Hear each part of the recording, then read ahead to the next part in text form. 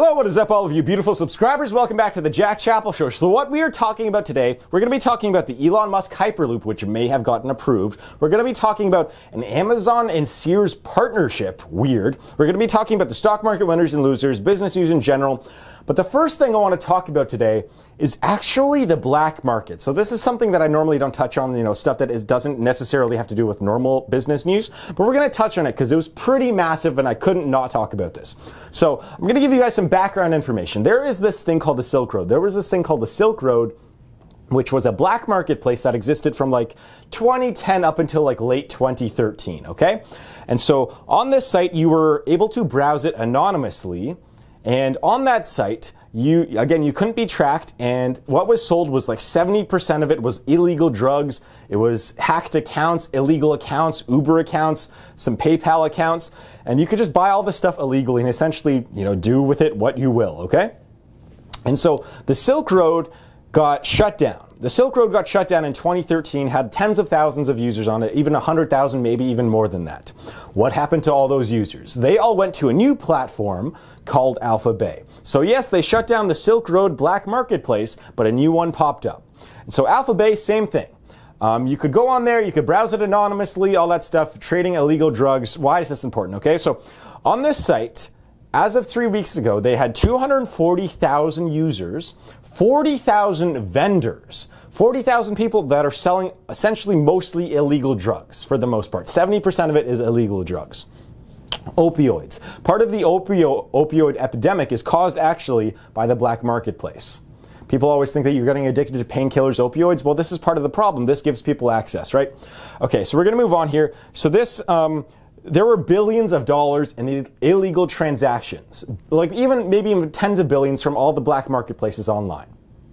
Now, as of 3 weeks ago, the FBI or the, whatever American government, force, whatever, they were able to shut down the Alphabay. They were able to shut down that black marketplace because they found the creator of it and all of his servers because he posted his personal email on one of the first messages on the entire marketplace. So they were able to find his personal email, then find his personal information, track down his name, track down where he went, and he was in Thailand. And so here's what they found, actually. So they captured this guy. His name's Alexander Kazez, and he had $5 million in Bitcoin, $1.8 million in Ethereum, 760 grand in Zcash. He also had, classic, Lamborghini, Porsche, BMW, Mini Cooper. He had 4 properties in like different countries, massive properties. He had a net worth of like $18 million. Why did I say he did have a net worth of $18 million? Well, immediately after he was caught, he actually committed suicide in his jail cell. So why am I talking about all this today? Well, think about this. Why does this have to do with business use? Why is this big? One, it helps get drugs off the streets. I'm always for that, right? Like really bad drugs. 2 is that back to Silk Road. The Silk Road, at the time it was shut down in 2013, today it would have a valuation. The people who owned Silk Road would have a valuation of roughly $2 to $5 billion. The company. Not talking about all the transactions. The company itself would have $2 to $5 billion because everything was traded in Bitcoin, so they stockpiled Bitcoin. And think about that today. If these sites were not to get shut down, they would be Fortune 500 companies. These massive, massive companies got shut down, and yet you're probably not even going to hear about this in the news. I'm probably going to be one of the only people talking about this today. But we're talking about a company, essentially has more revenue than a Tesla, and more revenue than a bunch of other, obviously they were bringing in billions of dollars. And so this got shut down today. And it also made me think about this, which is, these guys, I know that the guy who created the Silk Road, he didn't intend it to become this massive illegal drug marketplace. He just meant it to be kind of like a small private site where you can buy stuff anonymously, right? And that led to the illegal trading of it. Now this guy, same thing. He just built this site, although I think he had the bad intentions. He got caught, and it made me think, what would have happened if they were to use all of this ability, this programming ability, this web development ability, and put it towards something good? This guy was Canadian. What if he built a Canadian version of Amazon? Canadian version of eBay? something that I'm trying to do right now. I'm programming right now. I'm trying to do a legal version of essentially this, like buying and selling, essentially a Canadian version of like an eBay, except you get to sell digital products and a bunch of stuff too. What would have happened if they would have done something like that? So it made me think about that today. I had to talk about it. It was a big news story, and luckily they got that all shut down here. But we're talking about a multi-billion-dollar company shut down. So we're going to move on to the next topic here, actually, which is the Elon Musk Hyperloop.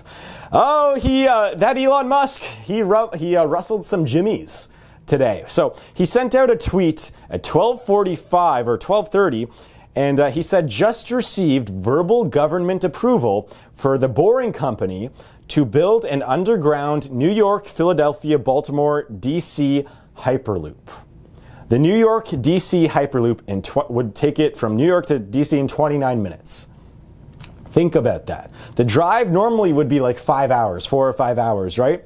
And so he got verbal approval from the government that they are totally game with that.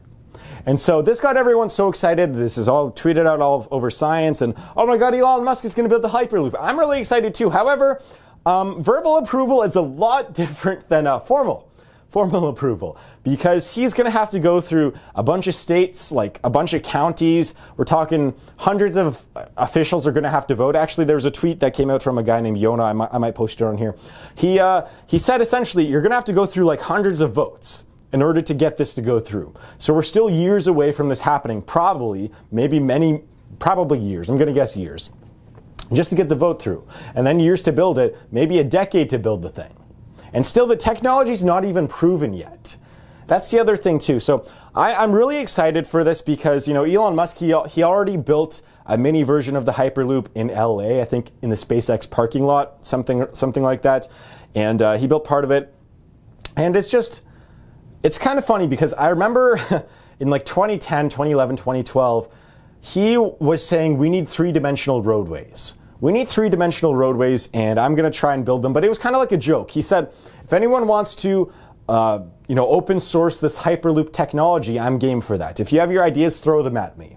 And then eventually, a few years later, the guy's doing it.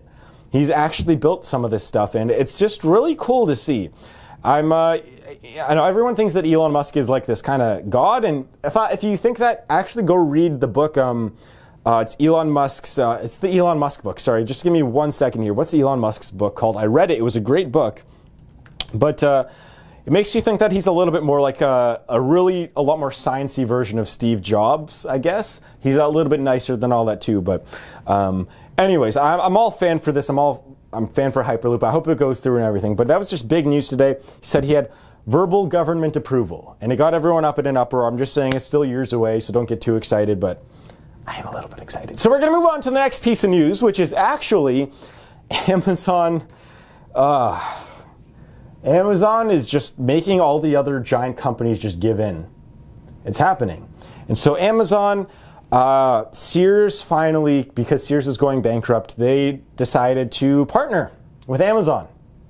And so that sent up the Sears stock, just simply doing that, sent the Sears stock up roughly 13%. Actually, it was up about 20% this morning, currently up 12.9%.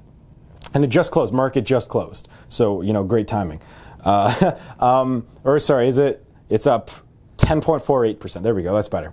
So, again, this is Amazon Sears realized that it needed to change its business plan.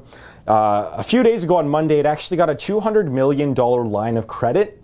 So, again, Sears is kind of just getting bailed out. It needs to change its business strategy. This is what companies need to do now. You can't just keep doing what you're doing and just keep losing money and then just go bankrupt. You need to change it up. I'm very glad that they're doing this, but it also sucks because Amazon is just killing everything. They're killing all the companies.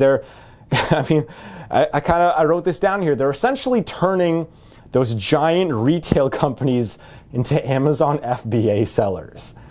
That's the simple way to pull it. So, to put it, so what this partnership entails actually is that Sears is going to be selling their Kenmore appliances, which is their biggest, one of their biggest sources of revenue.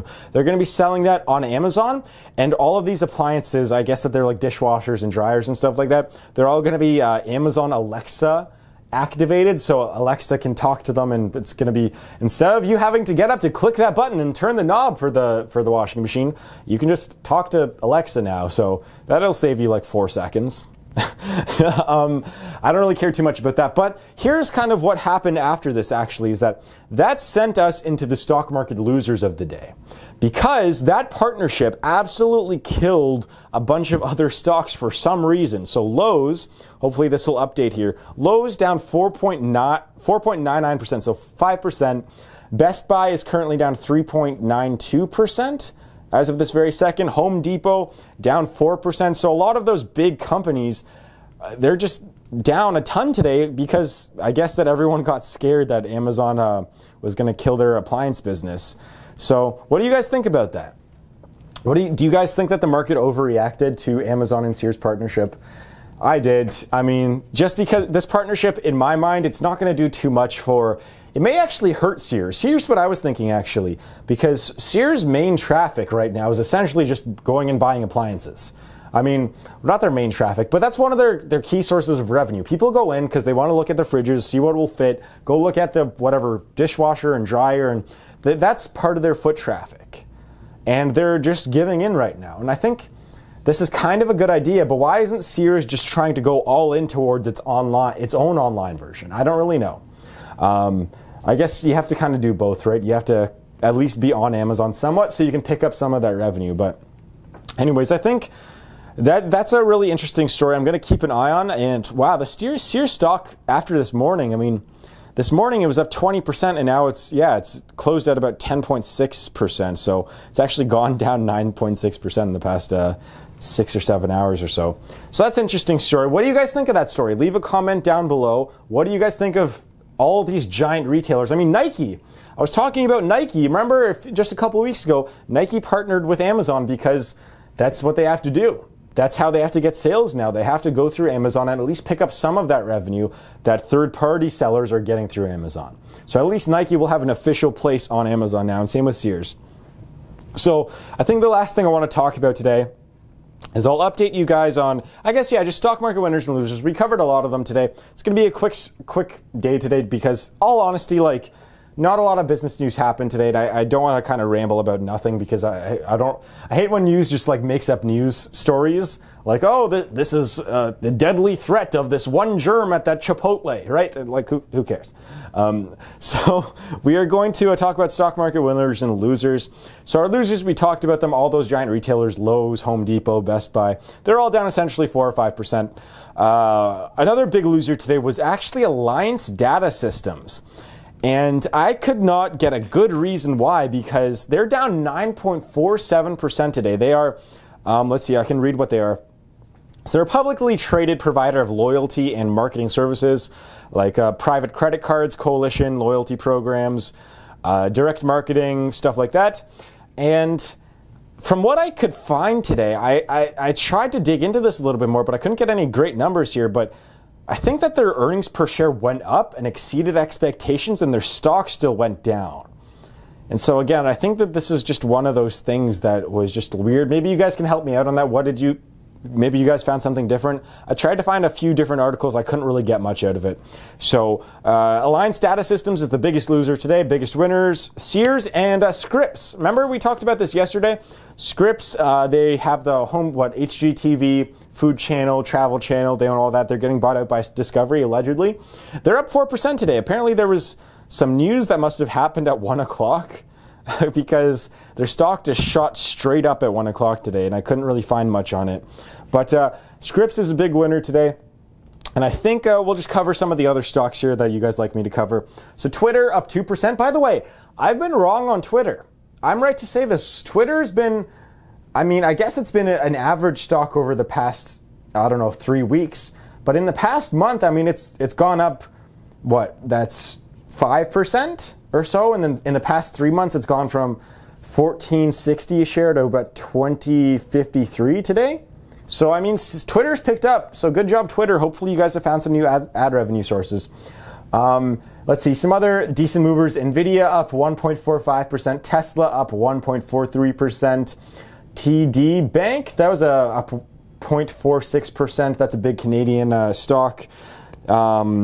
The Royal Bank, I guess, is up too. Royal Bank is another big Canadian stock. But seriously, all the other American ones, they weren't really movers. I mean, Apple down 0.45%. Google down 0.06%. S&P essentially stayed the same. Amazon was essentially the same. So big movers were just Canada and the retailers. So anyways, I'd like to thank you very much for watching. Remember to check out my stock market program in the link below. And you are all very beautiful people. I'll see you guys in the next video.